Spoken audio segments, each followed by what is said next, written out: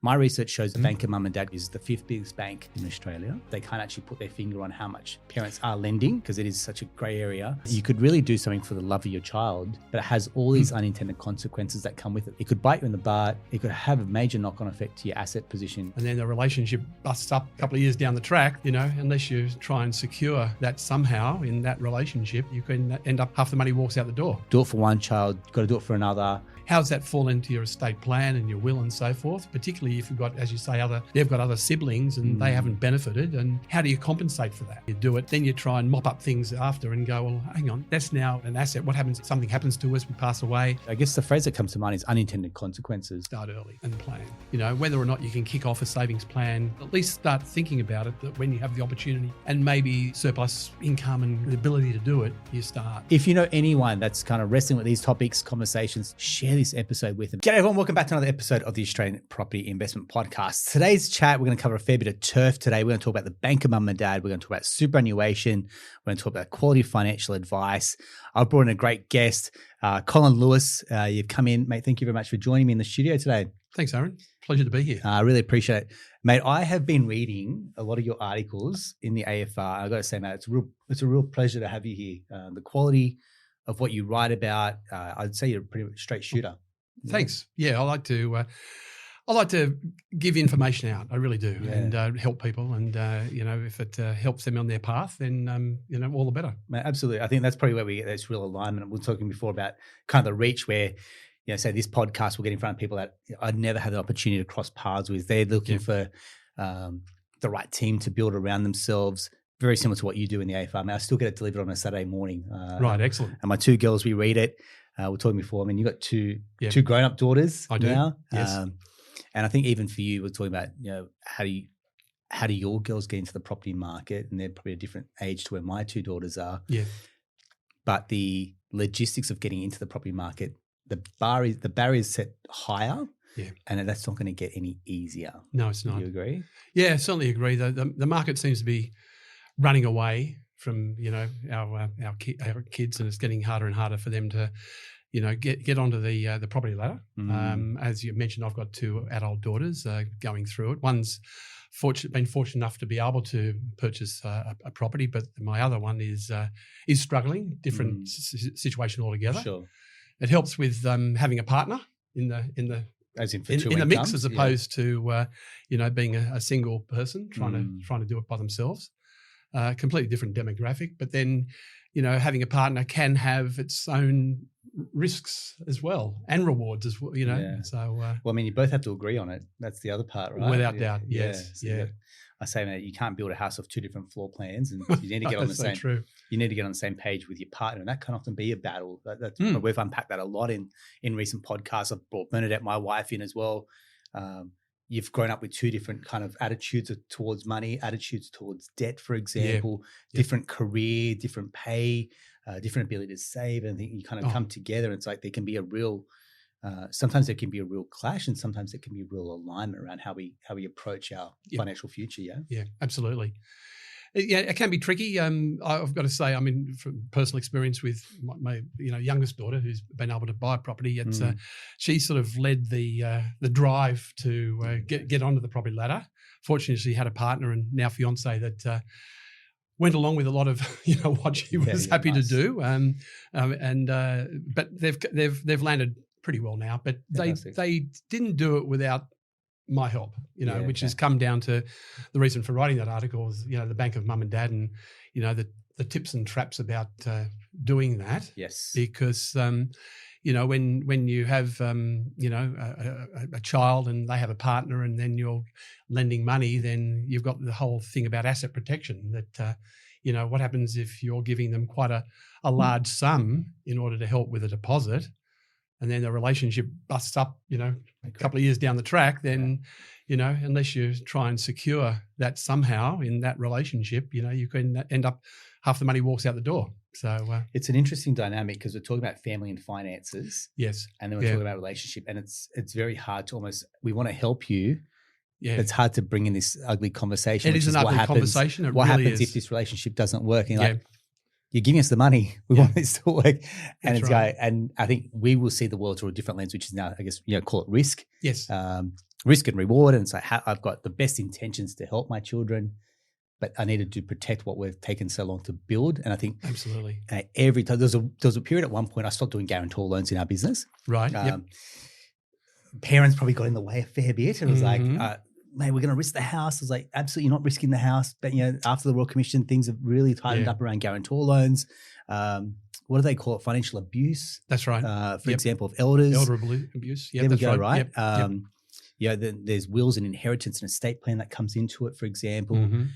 There's blended families that come into it. There's a disparity. If you help one child, you need to help the other child. That's right. But then where that child is now compared to where the parents are, they've stopped working, for example, or they don't have access to liquid cash. There is so much to get through in the conversation of the bank and mum and dad. We're going to have a little bit of fun with it. But if you're listening, where I feel you're going to get value out of this is if you're a child, seeing the world through a different perspective, but also understanding what unintended consequences may happen that you're blissfully unaware of. If you're a parent, what you need to be aware of as well. And I think this conversation becomes an enabler as opposed to the sky is falling conversation. Oh, without doubt. And I just want us to have some confidence around family and finances, which I think is a very mature chat to have. Yeah, that's good. It's a matter of going into it with your eyes wide open to the risks. Because, though talking about guarantor loans, I've actually seen a number of cases where the parents have gone guarantor and ended up losing their property. That's interesting. And it's tragic. It really is tragic, But to get to that point, Colin, and you say you've seen it a few. I have never seen it, and I've done a number of guarantor loans. So my view of the world is very slanted in the sense that I'm like, this is a great enabler. I've never seen it go wrong. And you're saying I have. I have seen it go wrong. What goes wrong? What goes wrong is in the one particular case where the parents obviously went guarantor for a loan. Yeah. And that loan was to help with the purchase of property, but also for the business of their son. And of course, that the business went bust, went into receivership, liquidation, and so forth. And then the bank came calling, and the parents here in Sydney and Beecroft had to end up selling their lovely residence, and they've ended up in the regional South Australia because that's where they could afford. Went back to their roots and so forth, but it was sad. It was tragic, and see a lot of children take these loans. Or going, from thinking that the world's rosy and that they can't fail. That's the thing. And the parents go in with the confidence that the child sort of exudes in the whole thing, and then when things go south, then they're caught up in it. So that was so two cases I've seen where it has come into play, and the parents have lost their loan for the guarantee they've provided, which is sad. It is extremely sad, and I think that's probably where. Parents probably go to worst case scenario. Yes. Particularly around the guarantor loans. To get to that point, though, the bank has probably come to the party to help. I don't think banks, and that's probably where I try to say to a lot of people, the bank wants to work with you. They do. They True. absolutely want to work with you. Yep. So if you step back a bit and go, okay, what happens with a guarantor loan? There's usually maybe up to a 20% deposit secured against the parents' property as an equity loan. The property that the kids are buying then has an 80% loan against it. That's assuming they put no cash down. Yes. Yep. So it's a limited guarantee for a deposit. Now, what you could do is you could try and shift the debt back to the kids. If the parents needed their home back, you could shift the debt back to the kids' property, and you might incur paying some lender's mortgage insurance. Yep. Not a bad place to be, some extra cost of doing business, but it means the parents' property has been released. Yes. The only time I've seen that is when the parents actually had to sell their property because they now want to buy their weekender and they wanted to move out of Sydney. That's the only time I've seen it actually. They sold earlier than what they expected. So there's an exit there. The only other option or the only other issue there is if the child's property falls in value. Oh, yes. And then there's no ability to kind of push that debt, the guarantor loan, back against the kids because there's negative equity that we're dealing with. Yep. Relationship is another one, or hardship. And then at that point, the bank will be going after the kids' property as opposed to the parents' That's property. correct. Yeah, that's right. So the bank to go after a parent's property means we've got to plan Z. You've had all these other options. The bank will push the loans to hardship where they'll accrue interest like what they do with COVID. They'll put the loans onto interest only. I tell the kids, mate, go and stack shelves, drive Ubers, do whatever you need to make your mortgage repayments. Mm-hmm. The other part that probably I feel should be enforced is kids have to go and get financial planning advice. Yeah. I'm not saying this to sing any praises to the planning industry, but you're taking on new debt, which you're not covered for in any type of super. Yep. Is your TPD, is everything up to date from a personal insurance perspective, because you're taking on this new risk that Absolutely wasn't there important. beforehand. Yeah, definitely. Yeah. Yep. I feel that gets overlooked. So if we do guarantor loans, we do it properly, there almost has to be some type of mandatory update to your insurances that you're covered for the extra debt you're taking on because the parents are now exposed. Exactly. Insurance is so important to this whole equation, I think, but often people balk at insurance because of the cost of it. They correct. Which is, we all know that. But it is so critical in this environment that, that you do have protection, particularly, salary continuance. I mean, you can get salary continuance, we know, through super and so forth, but, but it's understanding even like, what's the wait time? 90 days. Yeah. Like, yep. If you're waiting 90 days, that's 3-4 months. Right. And that's now hardship on a. That's right. Your missed repayments, arrears, hardship on a credit file makes it impossible to then refinance. That's the thing, because I mean, if you haven't accrued the sick leave to cover you for that, which you won't have, like that's a long time to so you're trying to use other resources and other means to get through that period before it cuts in and so forth. So it can be pretty difficult but insurance is a whole another conversation, as you can appreciate, and so forth. But open that can of worms. It is something that is often overlooked, particularly, for example, even trauma insurance. Correct. But the problem with trauma is it's just so expensive. That's the thing with trauma. But when it comes into play, it's a godsend. I agree. If you have it. I agree. So. I mean, you mentioned someone that was self-employed before. That's almost the cohort that I feel is super underinsured. Mm-hmm. I mean, I've recently just gone through an updated key person insurance, business continuity, because now we've moved into a different phase of business that I'm like, okay, we can have a vault or a bank account that's for a rainy day fund. Yep. But come tomorrow, if something happens to me, the expenses are still, the business still needs to keep operating. There. That's right. Isn't it? Exactly. Yeah, great. That's probably, again, it's expensive. It's been time consuming. I think I've spoken about this as well. I probably should get the guy that got to do our insurances on as well, but just talking about unpacking that. To go, there's, and especially once you hit a certain income level, mate, there's blood tests, there's that's right, and the disclosures are so important. The disclosures are so important, apart from the tests to qualify and so forth. But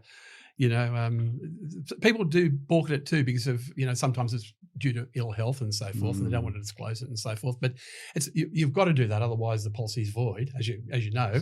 But otherwise, that's not to say you can't necessarily take out insurance. The premiums might be more greater and so forth. But nevertheless, it's something that in this whole equation really needs to be considered. I agree. Yeah. Thanks very much. It's pertinent.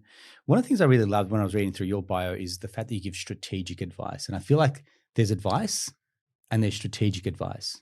Yeah. There is. I think there's a big difference in providing advice in terms of a lot of the industry just provides sort of answers and means of, dealing with a particular client. But I hate the cliche, but, it is absolutely critical that you've got to give holistic advice. You've got to look at a person's overall situation and so forth, and not just give advice on a particular aspect of it without taking into account there are other situations like we were talking about insurance. You can't just do insurance. You need to know about their income, liabilities. Their whole plan needs to be taken into account. So you tailor that advice, and you provide strategic advice in respect of their whole circumstances. Yeah, which is absolutely critical. Absolutely, and I think we're preaching to the converted because we actually understand what strategic advice looks like, as opposed to cookie cutter. Oh, without doubt, advice. Yes. Yep. And I mean, you say you're the financial advisor to financial advisors, which almost puts you in a unique position. You've got the best in the house going, these advisors actually don't know what they don't know. And it's no disrespect to them. Maybe they've got less years in the industry. Yep. You've worked across a depth and breadth of clients, for example. And we'll see this. I'll do loans for other mortgage brokers. Right, yes. Again, not tooting our horn, but I'm like, here's what you should be doing, and here's how you're avoiding mistakes. So if they're blissfully unaware of what strategic loan advice looks like, what advice are they going to give to their clients in turn? Exactly. That's right. I love that term, cookie cutter approach, because that has often been the issue in our industry. Like if you went back a few years ago, which is happening again now, is things like simple things that advisors learn, like Financial Planning 101, and then do something like a recontribution strategy to when you've got your super and you've got large taxable component because it's accrued over the years with compulsory employer contributions and tax deductible contributions, a large portion of it's taxable. Now, that doesn't really matter if you're taking the benefit out after 60 years tax-free, but from an estate planning point of view, if it ends up with an adult son or daughter, they'll pay tax on the taxable portion of the benefit. So a classic situation is, if you, when you're eligible, pull the money out, do a withdrawal and then put the money in as an after-tax contribution, which dilutes the taxable component, reduces the amount of tax an adult child will pay if they end up with the parent's death benefit at the end of the day. Now, if you go back a few years, I'm talking about ancient history now, so many advisors would just implement that without thinking about other issues. And one of them was when we had, for example, anti-detriment payments, which was a top-up to a death benefit. If you just went ahead and did that, then you may have missed out on the anti-detriment payment, which could have been a bigger benefit than the tax component on the. So, that's what I was coming back to. You need to look at the whole situation and not just an isolated transaction. And that's just, one example. I know it's old news, but there's so many current day situations that applies to. You need to look at the whole thing and not just a transaction. Great. Yeah, I think when you have that really broader view of the guy, I've seen this before. You've done 10,000 hours, for example. It almost rolls off your tongue, but it's to someone else that. Well, a simple one at the moment now, if I'm just thinking further about that, in current day scenario is when somebody moves from the accumulation phase into retirement, having met a condition release, they've retired, they now want an income stream from super. There's tips and traps about whether you make it a reversionary pension or a non-reversionary pension. Right. So many advisors and planners have heard of the benefits of a reversionary pension as to how much counts and when it counts to the client's transfer balance cap. That's the amount that you can move from accumulation to retirement phase. And because reversionary pensions are treated different to non-reversionary pensions, the cookie cutter approach that I've seen for many advisors is to throw them into a reversionary pension. But that may not necessarily be the right income stream for the client. Non-reversionary may be far better for them. But the thing is, you need to consider all options and not just the cookie cutter reversionary pension approach to it. I love it. Great example. Thank you very much. I appreciate it. We're sitting here because I read the article called "There is a Third Option for Helping Your Kids Buy a Home." Yes. And we're talking just quickly before grabbing coffee. And you're like, look, I do a lot of articles on super. There's a good following, good engagement. You put an article on property and bang, this thing goes nuts. It did. It was amazing. I've been writing for the Fin Review. I've been providing commentary to the Fin Review for 2 decades. I've been writing my own column for the Fin Review for about a decade. It's always been on super and SMSFs, which has always got good traction. Absolutely. But write the first article on Bank of Mum and Dad, and it went gangbusters. The response was phenomenal, I thought. So it just shows you property is first and foremost of mind for Australians. They love property. Great. People coming in. This country's obsessed with property. This country is built on property. It has a love affair with it. Absolutely. That's right. So let's go through and unpack that a little bit. So we'll include the link to the article as well. But you said there's a third option. So let's go through the first two. Yes. And then we'll get to what you've suggested around third option. Well, the most common form of parental financial support for a child when it comes to helping them get on the property ladder is a loan or a gift. Then, of course, those parents that don't have the resources to provide a loan or a gift go guarantor, potentially. So that's using what we talked equity. earlier about. That's right. But any form of financial support, parental support, has its downside. There's no perfect solution to this. I think it's just a matter of what's the best option. So if you look at the first two, which we talked about, which was a loan or a gift, often, a child will come along and go, like I did in my circumstances, Dad found a place I really want to buy. They fall in love with it, and all of a sudden the pressure's on that. Now, how do we finance it? I mean, we've had conversations leading up to it, of course, but all of a sudden when the rubber hits the road, it's a case of now I want the cold hard cash. Mate, I joke. My little girls want it's a doll or a lolly. They're very small costs to make them happy. That's right. Now you do adult kids, we're talking 6 figures. That's exactly. We're talking. That's right. Yeah. You know, and then when you go along and you support your son or your daughter and go to auctions and find that, they just, get away from them because somebody else has just been able to give that little bit more, then all of a sudden, your contribution may necessarily need to step up to the mark to help them get over the line at the next auction and so forth. And then it's a case of, well, okay, let's talk about, do I gift it? Just give you the money. Yep. And that has its implications.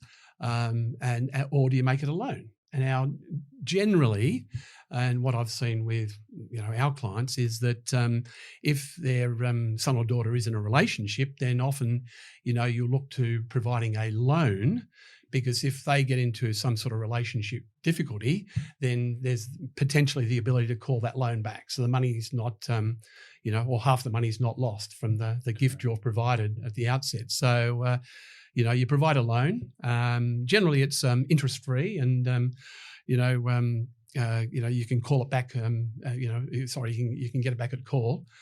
But that has its complications because, as I've found, and clients we deal with, is you provide a loan and you put a loan agreement in place that says it's repayable on demand. But then all of a sudden, when you take the money to put it on a deposit, the bank will then turn around and potentially ask for a stat dec saying it's a gift. Otherwise, they won't lend the money to the child. So that really undoes all the reason for putting a loan in place and the asset protection you're trying to put in place at the outset. To give you some context, from my perspective, you go to a loan, the bank's going to go, where's this large deposit coming from? Where's it come from? It's coming from parents. Some banks won't ask a question. Yep. That's cool. Correct.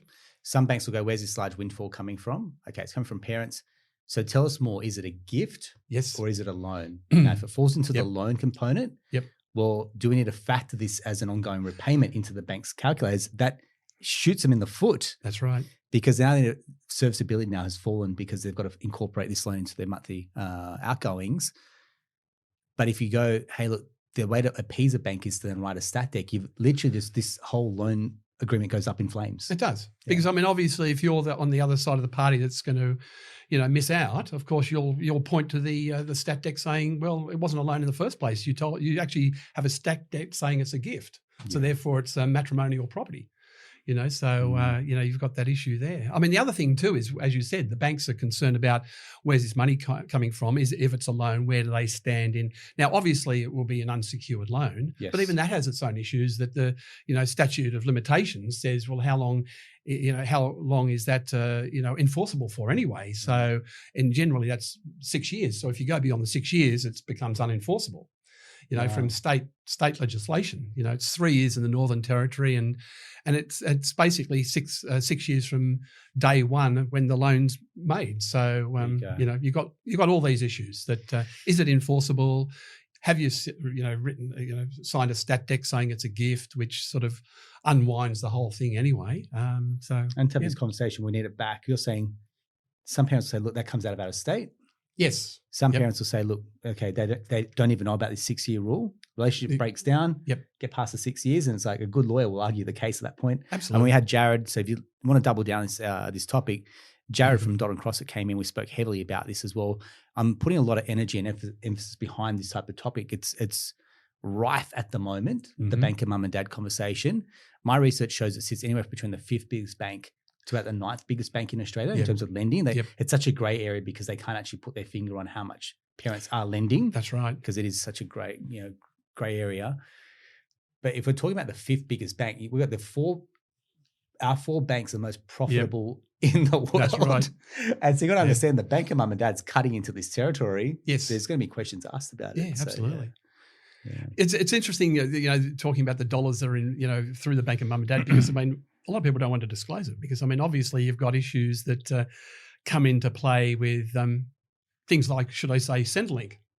Oh, all of a sudden, if you're lending, can of worms, so that's right. Whether that be a gift or a loan, for example, if it's a loan, it's still an asset that needs to be disclosed for Centrelink, which is asset tested, and income tested, and so forth. But and then if you just gift the money, then technically the Centrelink deprivation rules come into play. So it's still treated as an asset for 5 years. Now, a lot of people like to try and, I shouldn't say this, but try and shelter, lending or gifting the money to the kids and not putting it on the radar. But, I do have to say that is obviously illegal, because you have to disclose this sort of information if you are on government income support, because it technically is an asset or a deprived asset. So, really how much money is is flowing around out there. So, I guess the phrase that comes to mind is unintended consequences. Yes. Like you could really do something for the love of your child, but it has all these unintended consequences that come with it. If you haven't thought it through, it could bite you in the butt. It could have a major knock-on effect to your asset position in terms where you are in life, whether it's your that's right. Centrelink payments as well. It can also have a major impact on the relationship with the other kids. Absolutely. Or blended families as well. So do it for one child, you've got to do it for another. Step parents, and it's like, well, some parents are in a position to do that, others aren't. Then it has a knock-on effect around wills and estate. What happens if there's a death in the family and now contesting an estate? Estate planning comes into it. It's something that's often initially overlooked. It's a case of, because, son or daughter's found a property they want to buy, you do it, and then you try and mop up things after and go, well, hang on, that's now an asset. What happens if something happens to us, we pass away? How does that fall into your estate plan and your will and so forth? Particularly if you've got, as you say, they've got other siblings and they haven't benefited, and how do you compensate for that?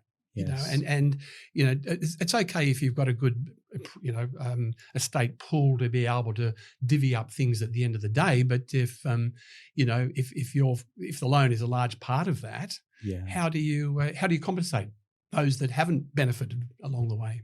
Yeah, great.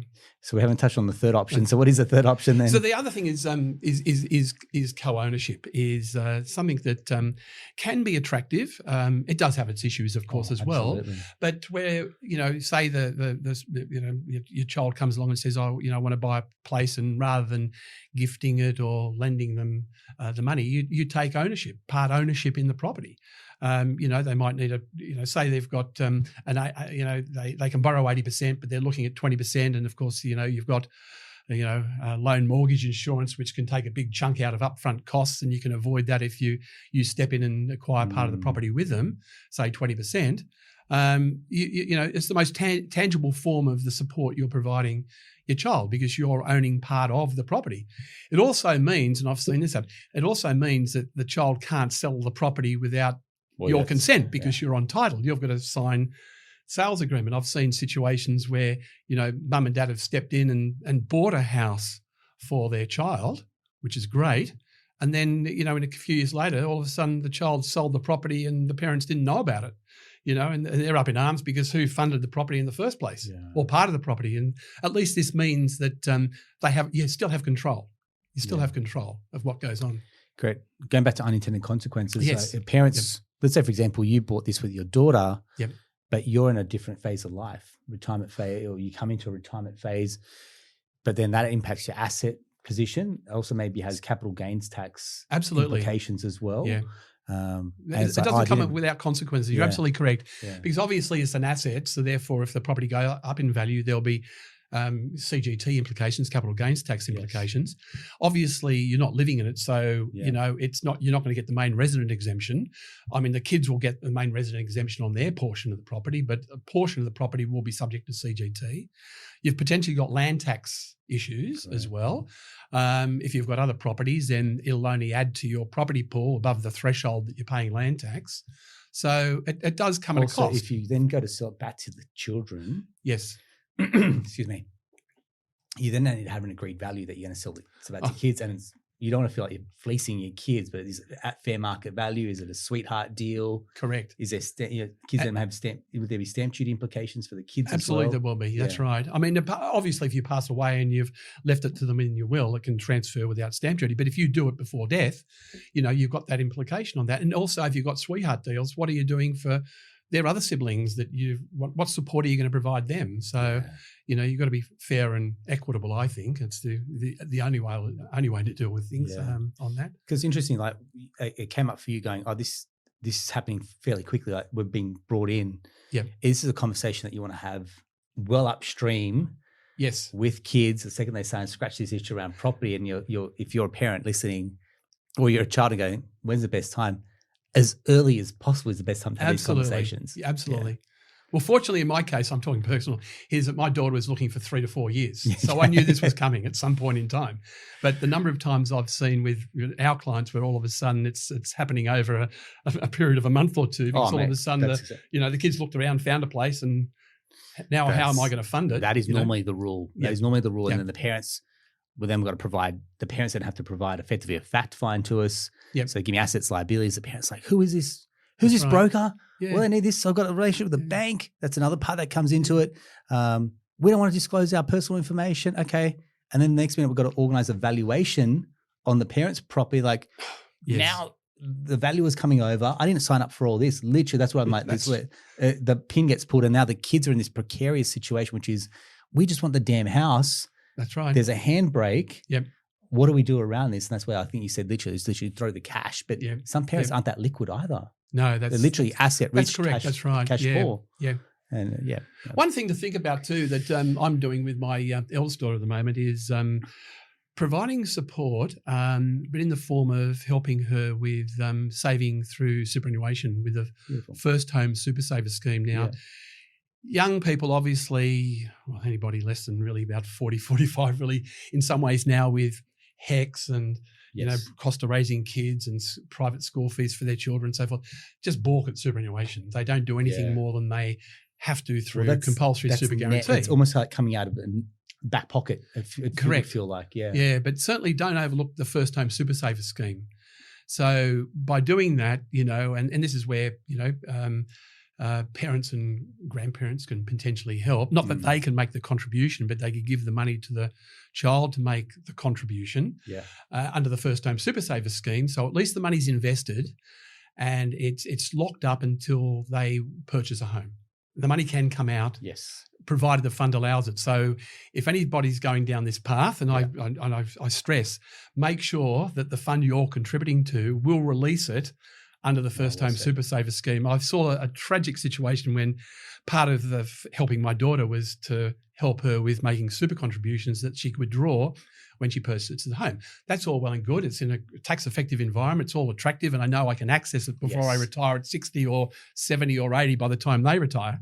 And so they told their friends, and one of the friends started doing that, and then when found a property, turned around to take the money out of the fund, and the fund said, we don't release it for that purpose. And you can't roll it over to another fund to release. So unfortunately, that money's tied up to retirement now, and they needed that money for part of the property purchase. So, just food for thought. Absolutely. It just, to me, it all comes back to this conversation around, have you got the right team? Are you getting the right advice? If someone's saying no, or you got a gut feel that this doesn't sound right, keep knocking on doors till you find the right advice. And I think that's probably the part where it's like, don't abdicate your responsibilities to a planner, to a broker, to a buyer's agent. There's got to be some responsibility in here as well. And I think that's the part where I'm like, that's probably where the people that have that ability to grow a portfolio really take that personal responsibility and accountability. Okay, if that happens and things hit the fan, the buck stops with you, unfortunately, as well. That's right. Yeah, cool. Thanks very much. Yeah. You mentioned here, because you work a lot, we specialize in high net worth and ultra high net worth. Do you know the metrics to be considered high net worth and ultra high net worth in Australia? That's a great question, because I mean, we talked earlier before. We were saying that people on 6-figure salaries and things now.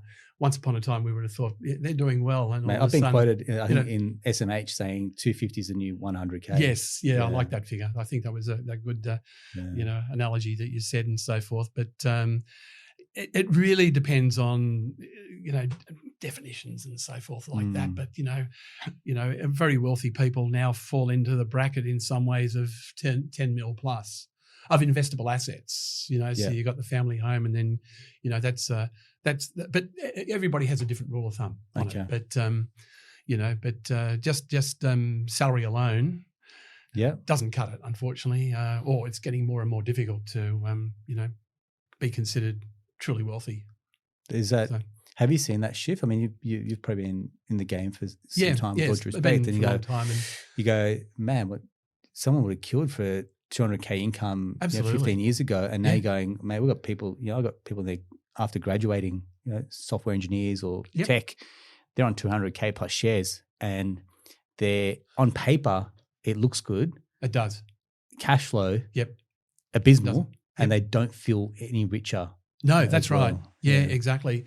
I mean, and the burden too on people like, for example, just things like cost of living and HECS and all these outgoings, that eat into that salary nowadays. And, it is harder. And, what is, I was surprised too. Like, as you said, 15 years ago, somebody on 200, 250 doing well.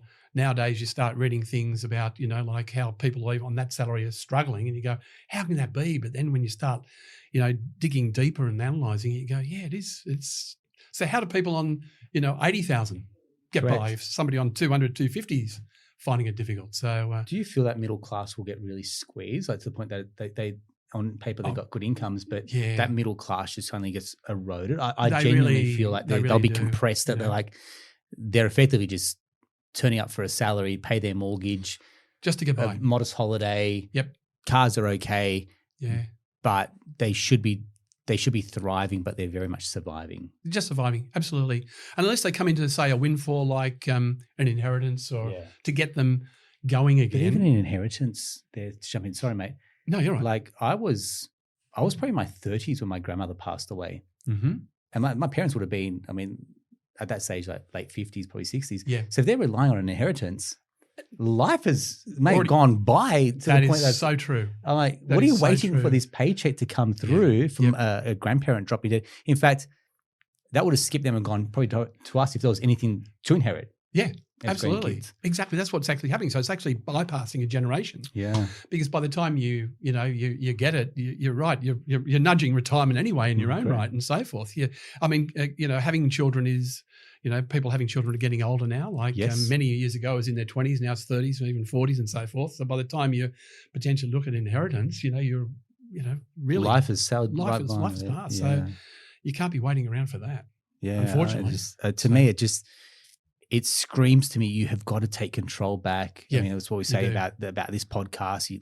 If you're an active listener, you've heard me say the property market rewards action takers, decision makers. Now, property is not the only vehicle or vessel to invest in.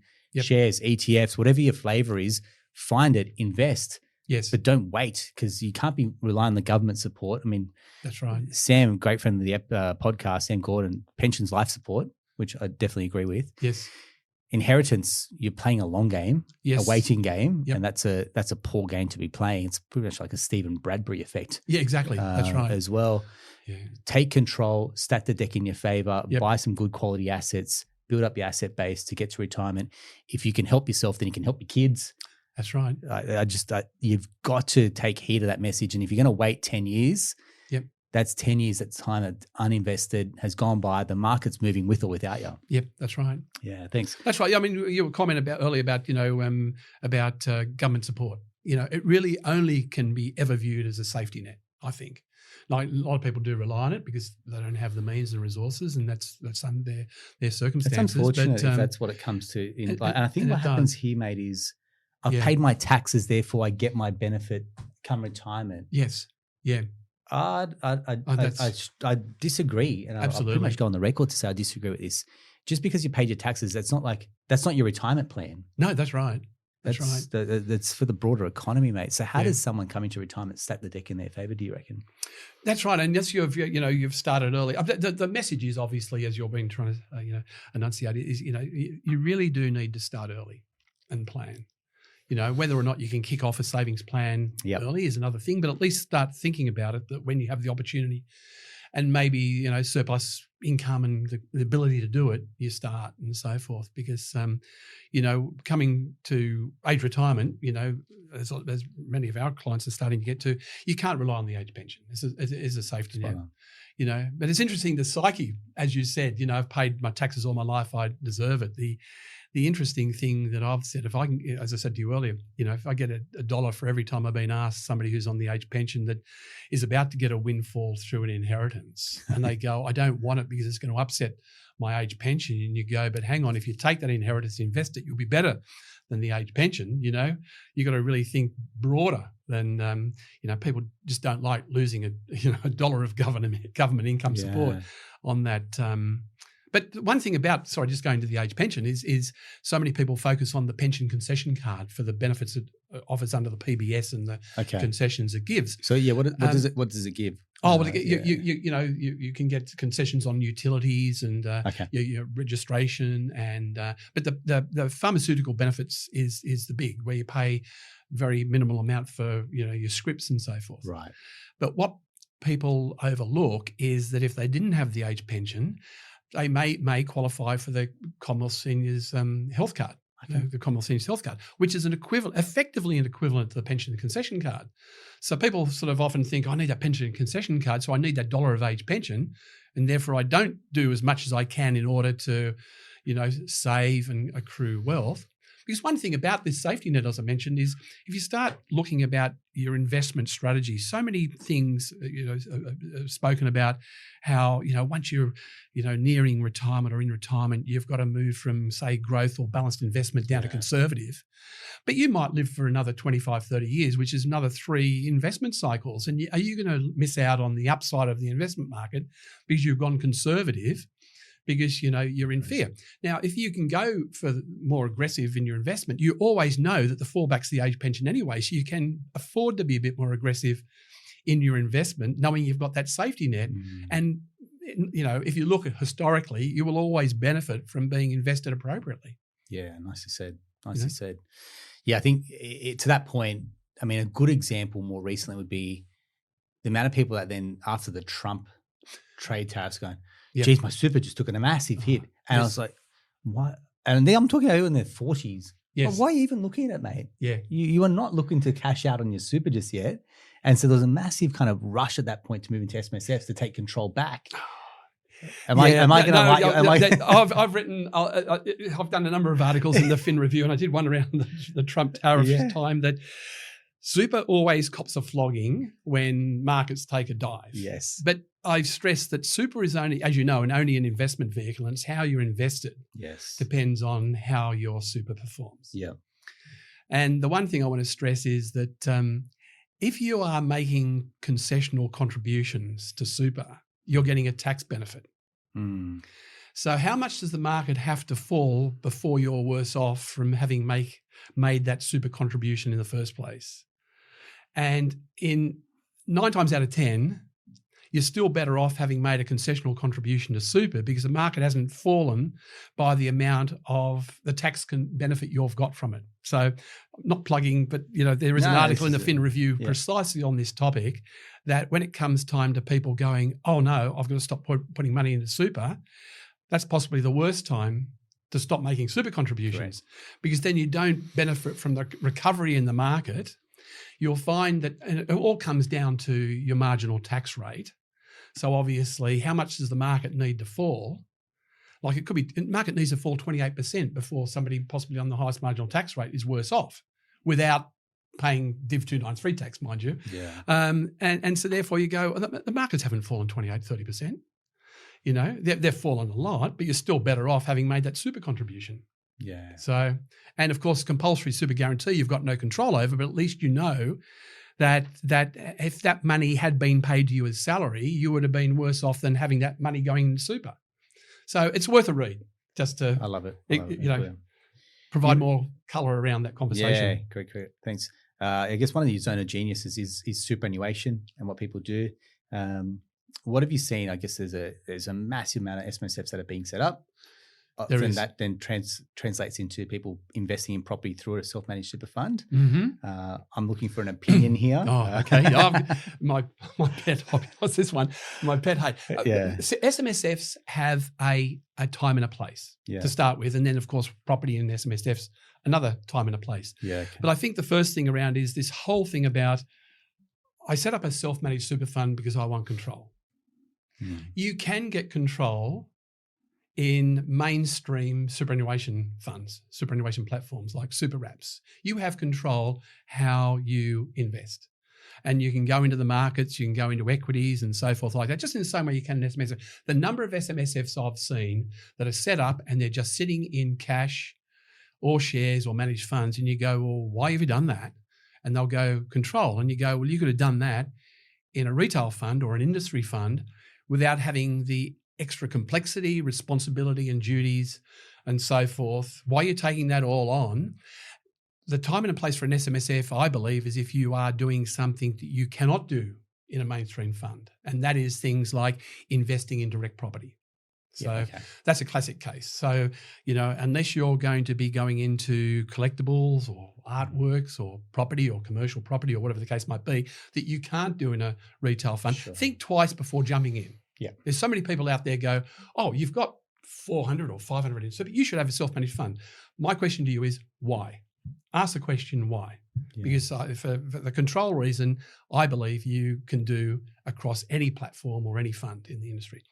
Okay, coming back to now property in super.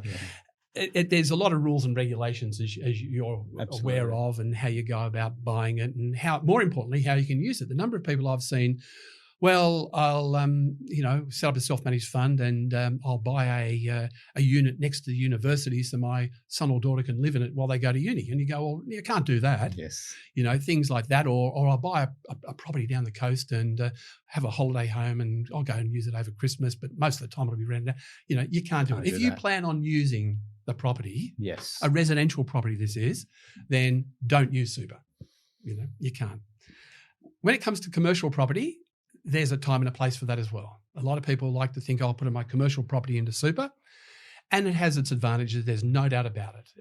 You get concessional tax rates on rental repayments and so forth. But the overarching thing I say is, if at the end of the day you're going to potentially qualify, take a step back.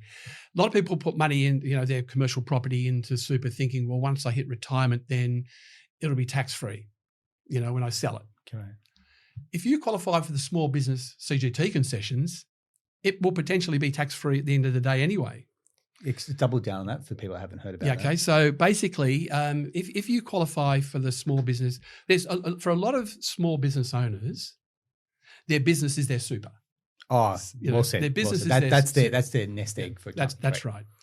So what the government's done is provided a lot of concessions to say, right, when it comes time to sell an asset of your business or the business itself, we will provide tax concessions where effectively the capital gain you make is reduced or even eliminated. And then we'll give you the ability to put that money into super, then take a retirement income stream through the super, which is fantastic. So the question I've got is, why are you putting that commercial property in the super up front when you can, and go through the transaction costs and so forth of doing it, which also impacts on diversification with a lumpy asset in super? Are you well diversified because it's all in property? Having your property in your business and use the CGT concessions later on, and then have a well diversified, investment portfolio in super, you've got the best of both worlds on that. Okay. It's not all concentrated in property and that's all you've got. Now, property works, don't get me wrong. Yeah. But with the small business CGT concessions, if you qualify as a small business, and there are 3 basic conditions that first must be met. First of all, your net asset value must be less than $6 million, or your annual gross annual aggregate turnover is less than $2 million, then you'll qualify as a small business. If the asset you're selling is then an active asset, and an active asset is one that's used in the business. So if you're using your business premises, then effectively that's an active asset. So it's not an investment asset you're just getting rental income on. It's an asset you're using in your business. And then depending how you structured your business, the third one, if you're structured your business through a private company or a trust, are you what they call a CGT concession stakeholder? Are you a major player in that entity? Yes. If you qualify, then you've got 4 concessions available to you. I hope I'm not. No, I'm loving it. There's so many clients. I know so many people are self-employed listening to this. Okay, right. So, and this is something that's often overlooked. So basically, if you've held that asset or your business for 15 years or more, and you're over 55 and retiring, so you're actually selling it to retire, then the whole capital gain that you've made on that property is exempt from capital gains tax. Then you have the ability to make what they call a CGT cap contribution in the super world, and put the proceeds, including the capital gain, up to a threshold of just over $1.7 million into super, and then start a retirement income stream or a pension through super. So you've used your business as your super, and then you take it as an income stream at the end of the day through the super system. If you don't qualify for that 15-year exemption, then you can, the next concession is just a straight out 50% reduction on the capital gain, which could be in addition to the usual CGT 50% discount you get. So, that's a significant reduction to only 25% accessible. Then you've got what is commonly called the retirement exemption. So if you don't qualify for the 15 years, you've only held your business for 10, you can get an exemption on the capital gain up to $500,000. So the first $500,000 of the gain can be eliminated through putting that money into super if you're under 55, or you can take it if you're over 55, but then you can put that money into super and take an income stream. So, there's so many ways to skin a cat. And the fourth one I should say is if you're certainly young, and I've seen this happen too, where somebody's maybe in their late 30s or 40s, where obviously don't qualify for the 15-year, want to use the retirement exemption, but don't want to put that money into super and lock it up until preservation age 60, can use the rollover relief and put that, buy a replacement asset or a new business and defer the capital gain. So you don't trigger capital gains tax at that point in time. So what I'm suggesting, coming back to our conversation about, putting a, commercial property into super, think about, well, can I avail myself of these concessions at the end of the day? Do I need it in super? Am I better off being better diversified by, investing my super through shares, managed funds, get the benefit of that side of things, then get the benefit of the CGT concessions, and you get the best of both worlds.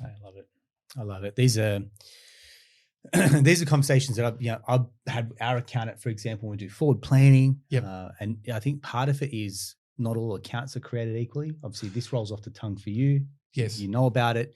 You'd probably deal with clients in this high net worth, ultra high net worth space where the tax implications, there's big dollars Absolutely, at stake there here. Is. And I will stress, and I'm glad you mentioned that about accountants, is this whole determination of the tax concessions does fall to accountants and not financial planners. Great.